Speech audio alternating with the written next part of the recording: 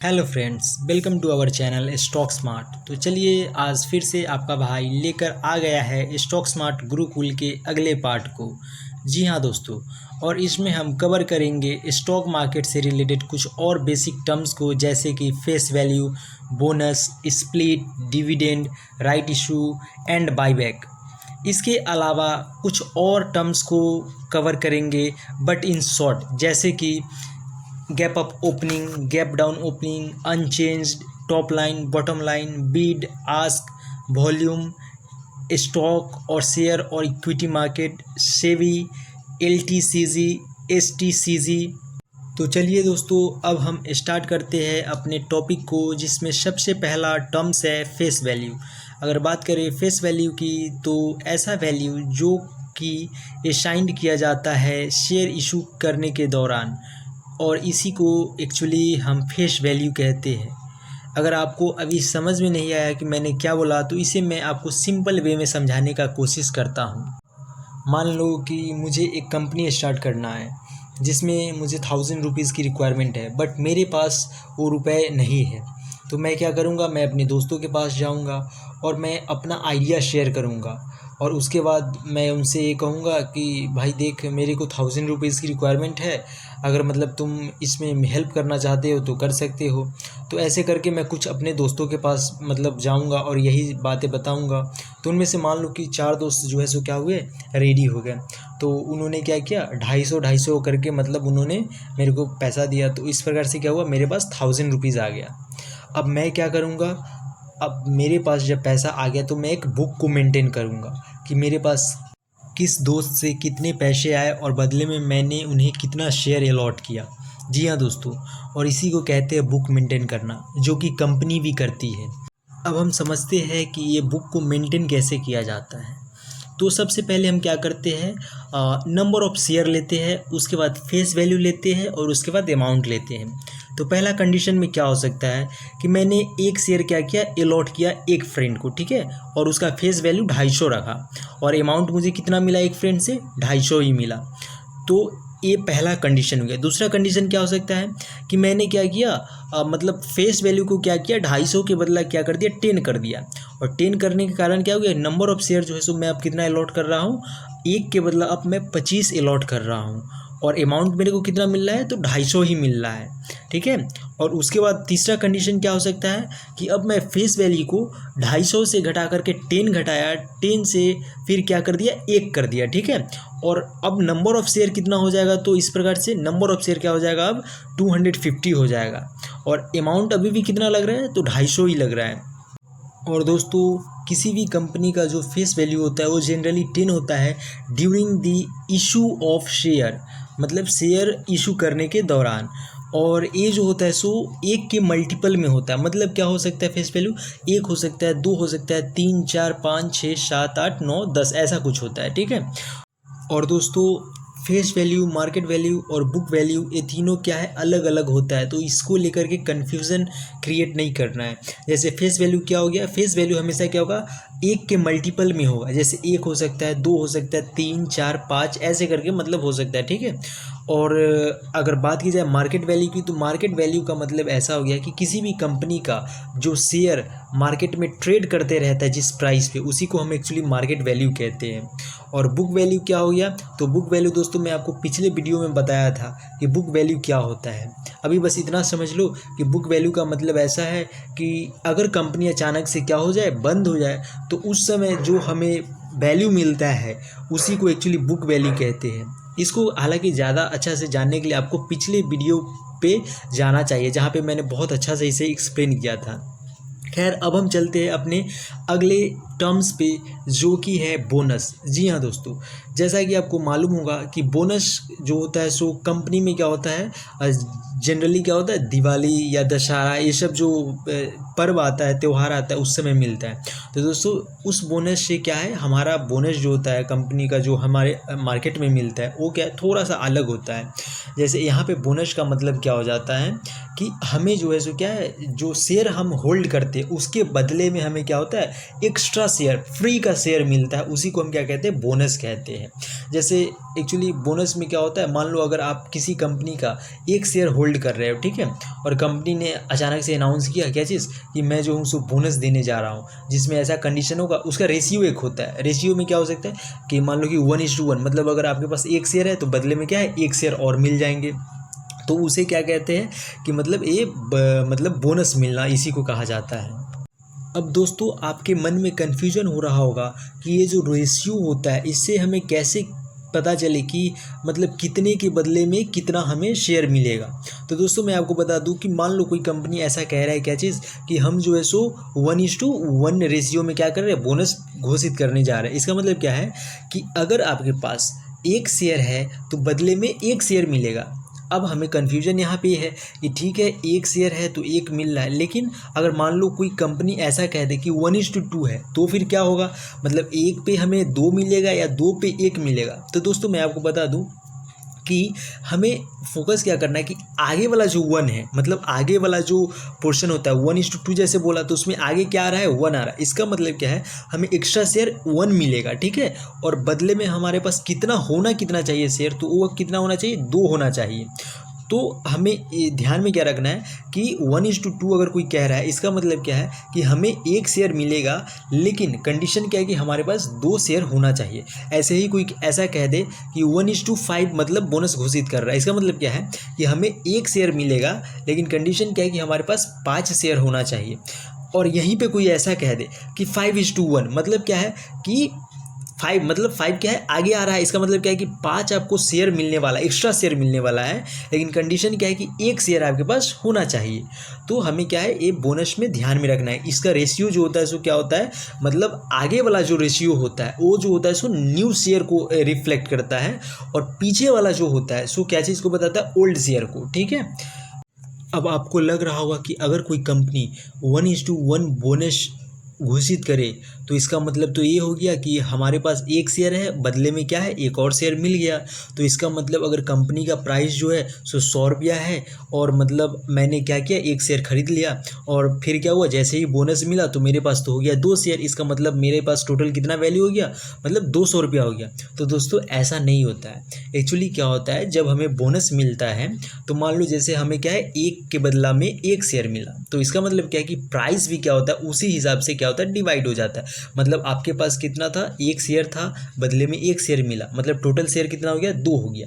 तो अब क्या होगा प्राइस भी जैसे 100 का मतलब शेयर चल रहा था, उसका प्राइस 100 पे ट्रेड कर रहा था, तो अब हम क्या करेंगे 100 को 2 से डिवाइड करेंगे तो कितना हो जा रहा है 50 रुपीज़। इसका मतलब क्या हो गया कि 1 शेयर का दाम जो पहले 100 रुपया था अब कितना हो गया 50 रुपया हो गया। तो क्या है इसका मतलब हमें क्या है, मतलब इससे कोई प्रॉफिट हुआ, तो प्रॉफिट बिल्कुल भी नहीं हुआ। बट दोस्तों शॉर्ट टर्म में तो हमें प्रॉफिट नहीं होता है, बट लॉन्ग टाइम में क्या होता है हमें इससे बहुत ज़्यादा बेनिफिट मिलता है। जब यही प्राइस फिर से 50 से ट्रैवल करते करते 100 होता है, 200 हो जाता है, तो उस समय हमें क्या होता है रियल जो होता है कंपाउंडिंग का जो मैजिक होता है वहाँ पे हमें देखने को मिलता है दोस्तों। खैर अब हम चलते अपने अगले टर्म्स पे जो की है स्प्लिट। जी हाँ दोस्तों, अब स्प्लिट क्या होता है दोस्तों, स्प्लिट का मतलब ऐसा समझ लो कि मतलब एक शेयर को क्या किया जाता है स्प्लिट कर दिया जाता है कई एक भागों में। अब आप सोच रहे होंगे कि बोनस में भी तो ऐसा ही कुछ हो रहा था कि मतलब 1 शेयर था तो बदले में 1 शेयर एक्स्ट्रा मिल जा रहा था, या फिर 2-3 शेयर भी एक्स्ट्रा मिल जा रहा था। तो फिर स्प्लिट में भी तो वही चीज़ हो रहा है, 1 शेयर को क्या कर किया जा रहा है स्प्लिट करके मतलब 2-3 भागों में तोड़ दिया जा रहा है। तो फिर बोनस और स्प्लिट में अंतर क्या है, तो दोस्तों मैं आपको बता दूं कि बोनस का मतलब होता है कि आपके पास जो शेयर होता है उस पर एक्स्ट्रा शेयर मिलता है, फ्री में शेयर मिलता है। और स्प्लिट का मतलब होता है कि आपके पास जो शेयर होता है उसी शेयर को एक्चुअली स्प्लिट किया जाता है, उसी शेयर को कई एक भागों में बांट दिया जाता है।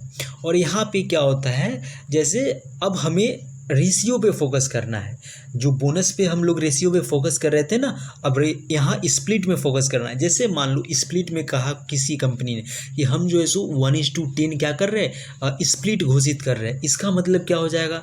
अब 1:10 का मतलब क्या हो जाता है, अगर बोनस कोई कहता तो बोनस कहने का तो मतलब ये था कि आगे वाला मतलब न्यू शेयर और पीछे वाला जो था सो ओल्ड शेयर, मतलब क्या हो जाता 1:10 कहने का मतलब कि 10 पे 1 शेयर मिल रहा है। लेकिन अब स्प्लिट में अगर कोई 1:10 कह दे इसका मतलब क्या होता है दोस्तों, अब आगे वाला जो है सो क्या हो गया, ओल्ड शेयर होता है और पीछे वाला न्यू शेयर। इसका मतलब क्या है कि एक शेयर पे आपको 10 शेयर जो है सो मिल जा रहा है। मतलब क्या है कि एक शेयर आपका 10 भाग में तोड़ दिया जा रहा है। तो इससे क्या होगा कि आपका एक शेयर जो है सो 10 शेयर में बट गया है, ये चीज़ होता है।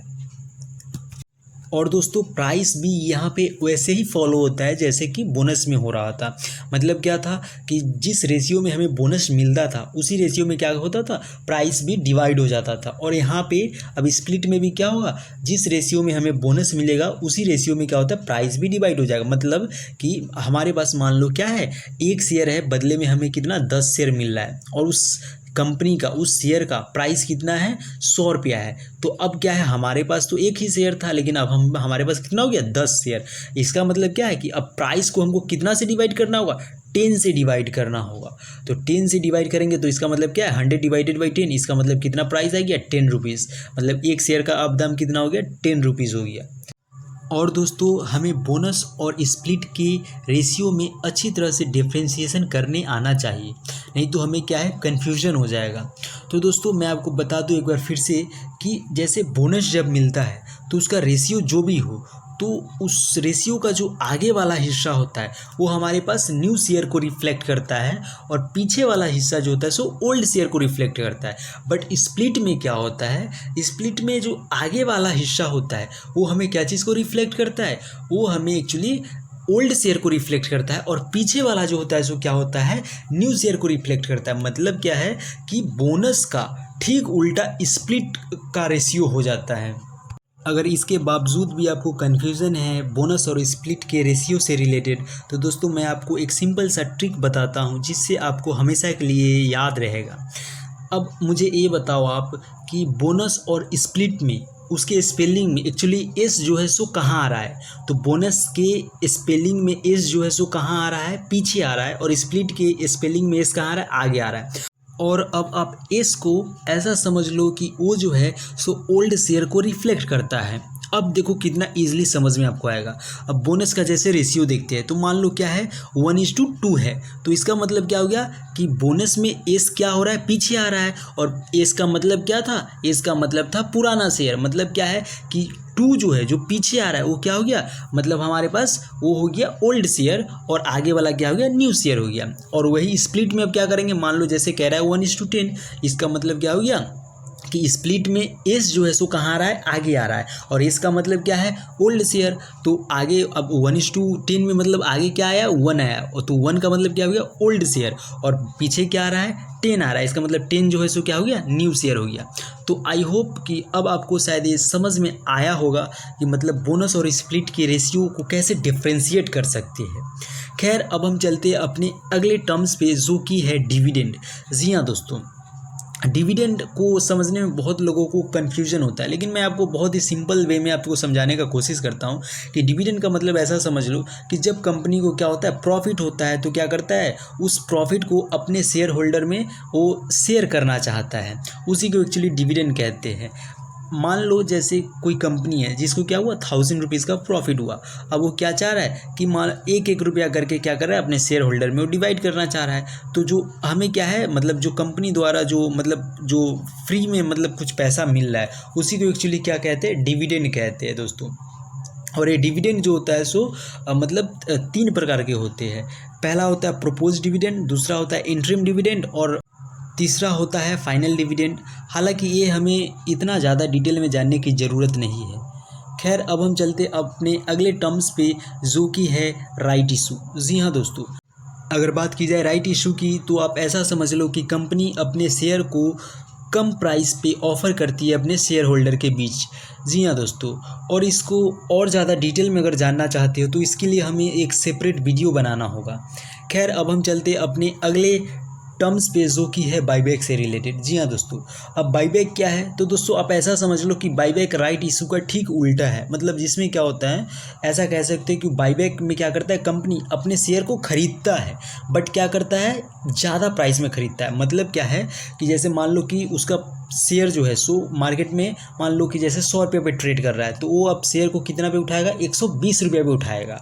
तो इसी को एक्चुअली क्या कहते हैं, बाईबैक कहते हैं। और राइट इशू में क्या होता था, राइट इशू में ऐसा था कि जैसे 100 रुपये पे अगर ट्रेड कर रहा है तो अपने शेयर होल्डर को एक्चुअली 80 रुपये पे ही ऑफर करता था। तो ये होता है एक्चुअली राइट इशू और बाईबैक में अंतर।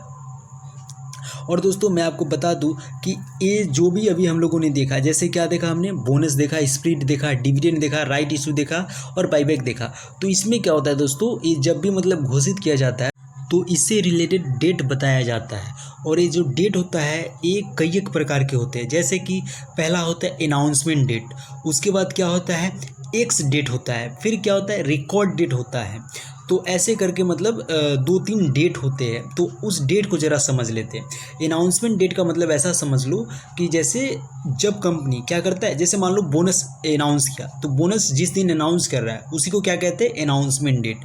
और उसके बाद क्या हो जाता है, एक्स डेट क्या होता है। तो एक्स डेट का मतलब क्या होता है कि उस कंपनी का शेयर आपके पास उस एक्स डेट से पहले खरीद लेना होता है, वरना फिर आपके डीमेट अकाउंट में रिकॉर्ड डेट से पहले वो जो शेयर होता है आपके पास नहीं अवेलेबल हो पाएगा।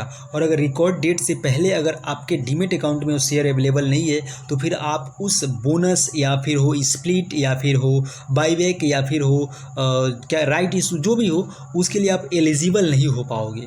तो इसलिए क्या है, हमें क्या मतलब अनाउंसमेंट डेट और उसके साथ वो एक्स डेट और उसके साथ रिकॉर्ड डेट, ये सब पे क्या है ध्यान रखने की ज़रूरत होती है।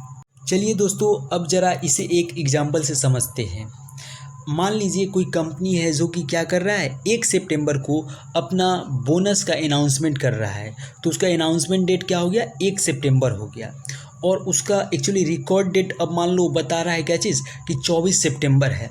इसका मतलब क्या हो गया कि उसका एक्स डेट जो होगा सो 22 सितंबर का हो जाएगा।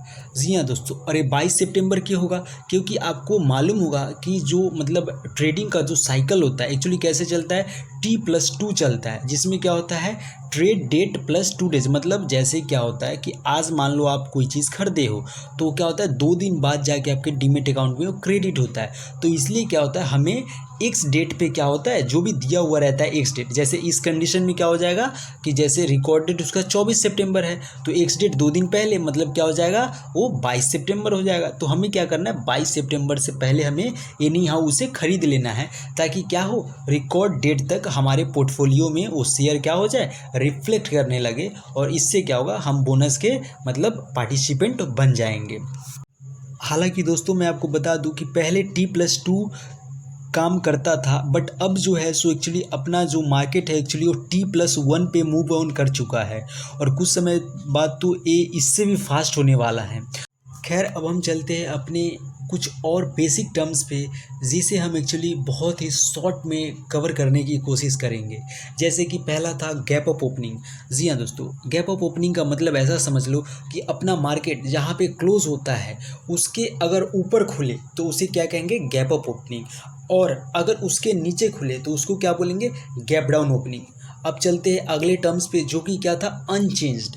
अनचेंज्ड का मतलब क्या हो जाएगा, अनचेंज्ड का मतलब कि अपना मार्केट जहाँ पे एक्चुअली बंद हुआ था वहीं पे खुला भी। मतलब मान लो कि जैसे अपना मार्केट 20,100 पे क्या हुआ बंद हुआ आज के दिन, और कल के दिन में 20,100 पे ही खुल जा रहा है, तो इसी को क्या बोलते हैं हम लोग अनचेंज्ड बोलते हैं।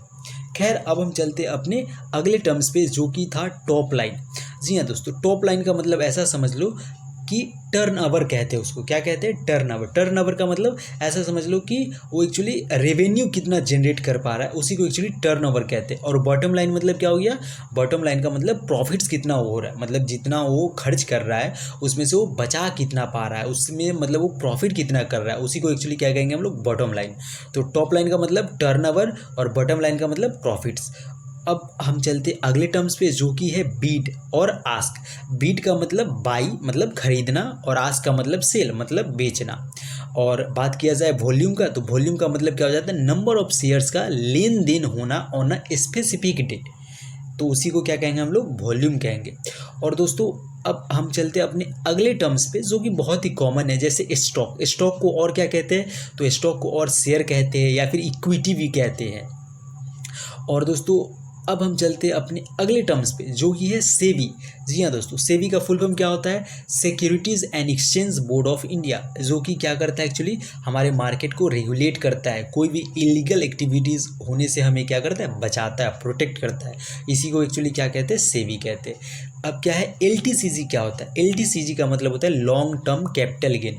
लॉन्ग टर्म कैपिटल गेन कहने का मतलब क्या हो गया कि जब हम किसी भी शेयर को बाई करके साल भर से ज़्यादा के लिए अगर होल्ड कर ले तो उसी को क्या कहते हैं, लॉन्ग टर्म कैपिटल गेन। मतलब उस पर जो हमें कैपिटल गेन होता है उसी को एक्चुअली एलटीसीजी कहते हैं। और एसटीसीजी क्या हो जाता है, तो शॉर्ट टर्म कैपिटल गेन। मतलब कोई भी शेयर को बाइंग किए और उसे साल भर के अंदर में ही क्या किए, सेल भी कर दिए, तो उसी को क्या कहेंगे, एसटीसीजी, मतलब शॉर्ट टर्म कैपिटल गेन उसे कहते हैं। और एक और टर्म क्या होता है, एलटीपी, मतलब क्या होता है, लास्ट ट्रेडेड प्राइस। तो चलिए दोस्तों, अभी के लिए इतना ही। उम्मीद करता हूँ कि वीडियो आपको हेल्पफुल लगा होगा, और अगर अभी तक आप मेरे साथ इस चैनल पे बने हुए हो तो दिल से धन्यवाद।